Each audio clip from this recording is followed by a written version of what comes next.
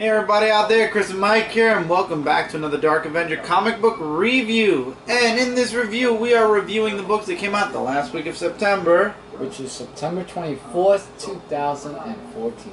And we're talking about Marvel, and my God, guys, our Marvel pile has definitely shrunk. Whoops. Yeah, with lots of comics falling out of place. Yes, because I did a dumb thing. But anyway, a lot of the books are doubling up, and I'm telling you guys, Marvel with their $3.99. I'm sorry, but they got a lot to. The book has to be really good for us to keep it. Guardians of the Galaxy issue number 19, continuing Original Sin. I feel like we finished the miniseries now. Books should be moving forward from Original Sin. But anyway, the story about Star-Lord, Drax, Nova, and Thanos continues. Gamora, the more Peter explains the story, the more Gamora thinks he's just blowing smoke and that he's full of crap and he's lying. So she ends up releasing him and saying, you know what, we'll never talk again, because he starts talking about the Cancerverse, which is basically the opposite universe from the Marvel use. So there's like an evil Avengers group they meet up with, and apparently none of them can die because they're in a different universe. And as she's walking away, Peter's like, no, you're gonna stay. You pushed this on me, you pushed me to talk about it, now we're gonna talk about it all the way to the end.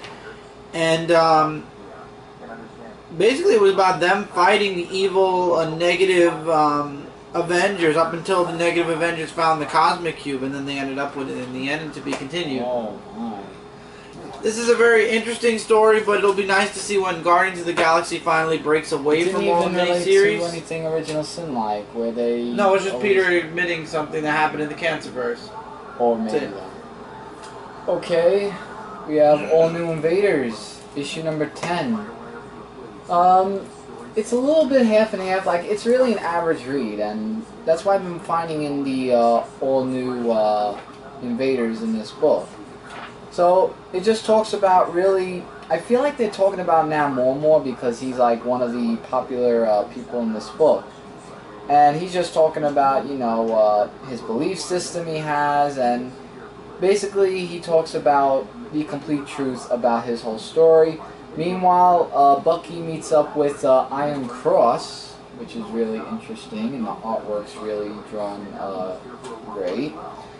And they're fighting off against the robots, whereas you get more about Iron Cross, which leads into the Martian, where Kurt Dagmar turned into a Martian, and they talk about how they came to Earth. Jim Hammond actually comes back, but I think that he's turned for the worse, because he's been a little bit out of control. Like, he says, like, he's just the agent of nothing. So he's going on, I believe, a dark path where Iron Cross is going to try to talk with him. Captain America is now in control of the Deathlocks. And also Toro in the little machine thing. And the ending part, I'm going to leave it up to you guys to read, because the Martians are coming. That's all I'm going to say. So, we got a little preview of Kurt Dagmar's Martian thing, so there are more that are on the way. So, to me, I feel like it's an average read, but if it keeps going towards a downward slope, I may have to drop it. I'm not making a definite, it's just at the middle average book.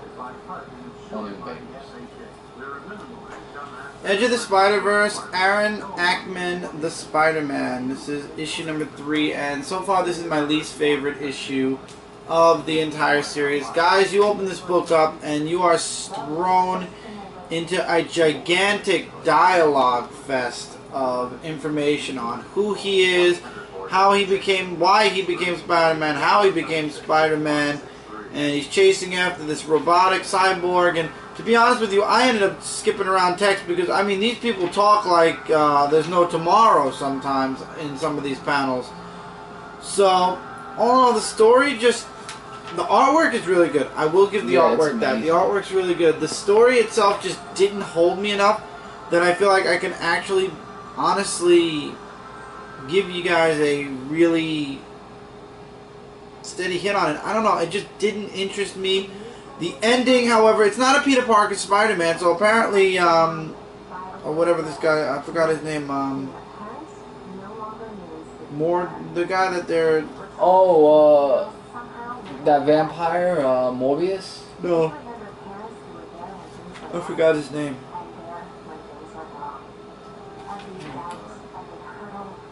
Mord something. It starts with an M. The one that, because he released Silk now, he's coming after him. Can't remember his name. But anyway, it ends with this Spider-Man, instead of joining Superior Spider-Man and the others, he ends up, from what we're led to believe, dead. And basically this entire story and universe no longer matters now because this Spider-Man was destroyed. Not as strong as the last two issues. I really loved Gwen Stacy's issue. I liked the issue before that, and now the issue after this is going to be a darker Spider-Man. So I don't know. I honestly don't know when it comes to this series, but I love the first two issues. I'm hoping that it picks up again with the next issue. March to Access Magneto issue 10, and I believe this is the last issue of Magneto, to be honest, because after this it leads into another comic book, which... Well, it doesn't matter. I think Magneto's going to continue. Yeah. It's just going to connect. Yeah, but I'm really not going to be too keen on getting the next one, probably. But I'll explain that in the end. So, basically, it's where Grey Skull is messing with... Red Skull. Oh, I'm sorry. Red Skull. Thank you for correcting me. By the power of Grey Skull. And Hitzig, who is a German person that was in the prison, are torturing Magneto because now he doesn't have the helmet. We have some artwork here, which is drawn pretty good actually in this one. And it has Wanda and Quicksilver in it, and it's amazing because they were recently in X Factor. And it just talks about how Magneto is trying to get back to using his powers because his powers have been like he's trying to use powers for good, like to save people. And to me, it looks like he's turning more into a hero than an anti-hero because he just doesn't want to see people die. And really, it's more of his kind in that sense.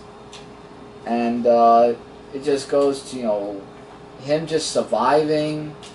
And then we get these group of people who come in to help Magneto. I forgot who they were. Like, they were his enemies before. And they're to stop the Sentinels, and then he joins up with Rogue, Havoc, and Wanda.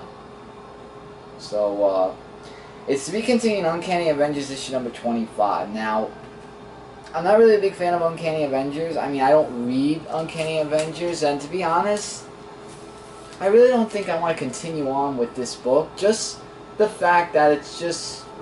I just feel like I'm reading the same thing. Like, Magneto is trying to save his own kind. So you're just going to read Axis, basically, then? Basically, the Axis. It's just reading the same thing. He wants to save his own kind. I would think that was what made the book unique, but okay. No, it's unique. I just don't feel like getting the next one. The final part to the Amazing Spider-Man Learn to Crawl issue number 1.5, the grand finale. Love Alex Ross's cover, so I'm going to be very gentle with this cover so I don't smudge it. But basically, just like in the last issue, everything's gone to hell.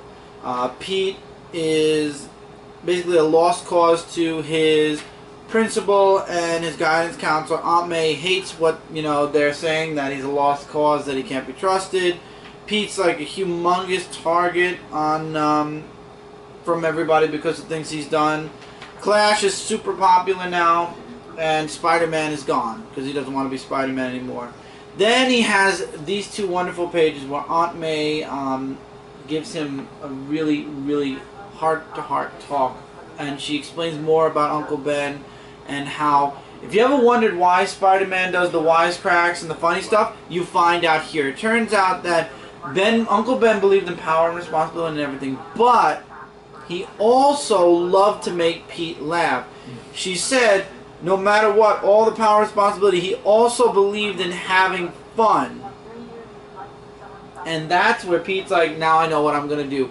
So he becomes Spider-Man again, but now he said, from now on, I'm going to make Uncle Ben laugh. And that's where all the wisecracks and everything started. Oh. So basically, just like Uncle Ben, now he's going to be a hero, but he's also at the same time going to be fun. It's Just hard to for explain. Uncle You got Ben. to read the book. But the artwork's really good, but for Uncle Ben, it's like he's dropping the jokes for his Uncle Ben. Finally, Spider-Man vs. Clash. Spider-Man wins.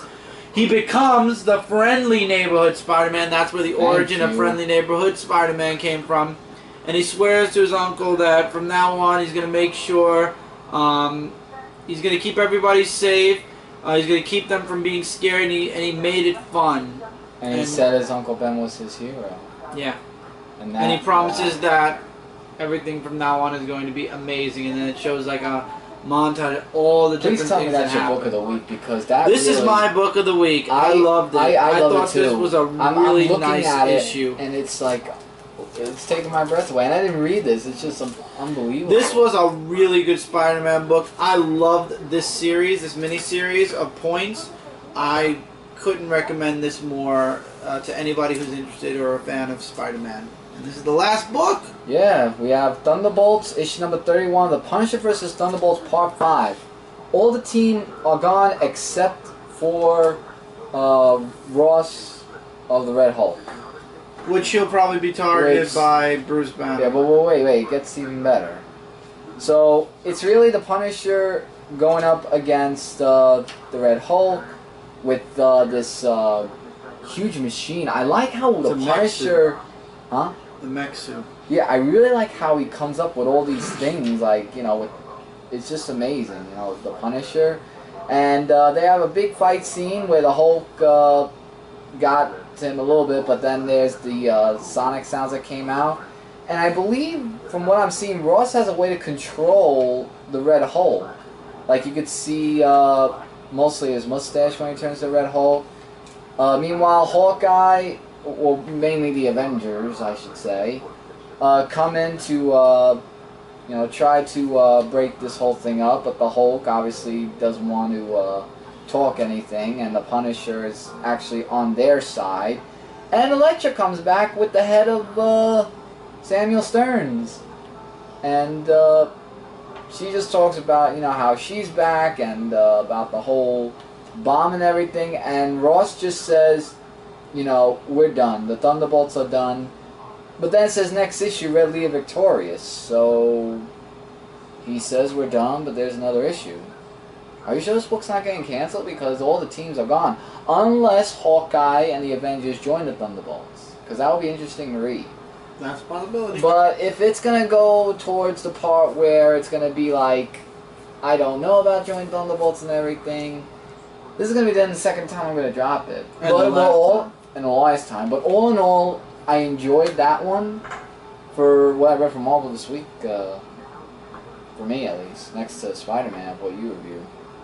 And that's it for Marvel, guys. So until next time, don't forget to check out Comic Related, Comic Frontline, and Zone4Podcast.com. Together we are your #1 source for comic related news, reviews, and a whole bunch more. Don't forget to check out Frontline Gaming Zone. We are your #1 source for gaming related and game walkthroughs.